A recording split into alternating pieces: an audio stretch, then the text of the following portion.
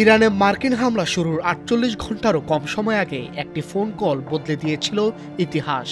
দীর্ঘদিনের যুদ্ধবিরতি অবস্থানের পরও প্রেসিডেন্ট ডোনাল্ড ট্রাম্প কেন এক জটিল ও দূরবর্তী যুদ্ধে জড়াতে রাজি হলেন? বার্তা সংস্থা রয়টার্সের সাম্প্রতিক প্রতিবেদনে উঠে এসেছে সে রোমাঞ্চকর তথ্য। ফাঁস হয়েছে ইসরায়েলের প্রধানমন্ত্রী বেনিয়ামিন নেতানিয়াহু এবং ডোনাল্ড ট্রাম্পের সেই কথোপকথন, যা এর আগে কখনোই সামনে আসেনি। ফেব্রুয়ারির শেষ সপ্তাহ, গোয়েন্দা তথ্যে জানা যায় ইরানের সর্বোচ্চ নেতা আলী খামেনি তেহরানের এক কম্পাউন্ডে ঘনিষ্ঠ সহযোগীদের নিয়ে এক জরুরি বৈঠকে বসবেন। নেতানিয়াহু এই সুযোগটিকে দেখলেন নেতৃত্ব ধ্বংসের মোক্ষম উপায়, কিন্তু সমস্যা ছিল সময় নিয়ে। বৈঠকটি শনিবার রাতের বদলে এগিয়ে আনা হয় সকালে। ঠিক এই সময় ট্রাম্পকে ফোন করেন নেতানিয়াহু। তার প্রধান যুক্তি ছিল দুটি: প্রথমত, খামেনিকে হত্যার মাধ্যমে মধ্যপ্রাচ্যে স্থিতিশীলতা আনা; দ্বিতীয়ত, খামেনির নির্দেশে ট্রাম্পকে হত্যায় যে ইরানি ষড়যন্ত্র হয়েছিল তার চরম প্রতিশোধ নেওয়া।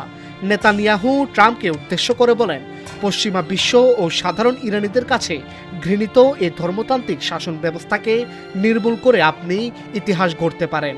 তিনি দাবি করেন, এই হামলা হলে ইরানিরা রাস্তায় নেমে ১৯৭৯ সাল থেকে চলে আসা এই শাসনের পতন ঘটাবে। রয়টার্স জানিয়েছে, নেতানিয়াহু ট্রাম্পকে বাধ্য করেননি ঠিকই, কিন্তু তার যুক্তিগুলো ছিল অকাট্য। বিশেষ করে ব্যক্তিগত প্রতিশোধের বিষয়টি প্রেসিডেন্টকে গভীরভাবে প্রভাবিত করে। গত ২৭শে ফেব্রুয়ারি ট্রাম্প সামরিক বাহিনীকে চূড়ান্ত নির্দেশ দেন। শুরু হয় অপারেশন এপিক ফিউরি। ২৮শে ফেব্রুয়ারি শনিবার সকালে প্রথম বোমা হামলা শুরু হয়। সেদিন সন্ধ্যায় বিশ্বকে স্তম্ভিত করে দিয়ে ট্রাম্প ঘোষণা করেন আলী খামেনি নিহত হয়েছেন। হোয়াইট হাউসের মুখপাত্র আনা কেলি যদিও ফোন আলাপ নিয়ে সরাসরি মুখ খোলেননি, তবে তিনি স্পষ্ট করেছেন অভিযানের লক্ষ্য ছিল স্পষ্ট: ইরানের ব্যালিস্টিক ক্ষেপণাস্ত্র ও পারমাণবিক সক্ষমতা ধ্বংস করা এবং তাদের প্রক্সিদের অস্ত্র সরবরাহ বন্ধ করা।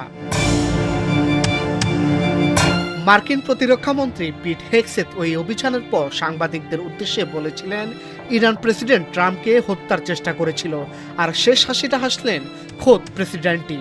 কয়েক দশকের শত্রুতা আর মধ্যপ্রাচ্যের ভূ রাজনীতিতে এই ফোনালাপ ও পরবর্তী অভিযান এক নতুন অধ্যায়ের সূচনা করেছে, যার প্রভাব হয়তো আগামী বহু বছর ধরে বিশ্ব রাজনীতিতে অনুভূত হবে।